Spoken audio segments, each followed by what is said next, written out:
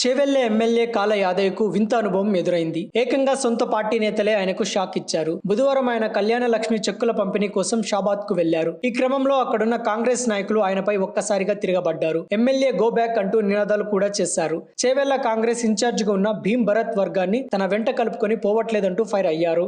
మొదటి నుంచి పార్టీలో ఉండి కష్టపడ్డామని, నేడు ఎమ్మెల్యే అవ్వగానే పాత నాయకులను ఎలా మర్చిపోతారంటూ ఆయనను ప్రశ్నించారు. ఈ క్రమంలో ఇరు వర్గాల వారు బాహాబాహికి దిగేందుకు ప్రయత్నించగా సమయానికి అక్కడే ఉన్న పోలీసులు ఆందోళనకారులను చెదరగొట్టారు. ఓ దశలో భరత్ వర్గీయులు ఎమ్మెల్యే కాల యాదయ్య వాహనంపై కోడిగుడ్లతో దాడి చేశారు. అనంతరం రెండు వర్గాల పోటాపోటీ నినాదాలతో ఆ ప్రాంతం అంతా దద్దరిల్లింది.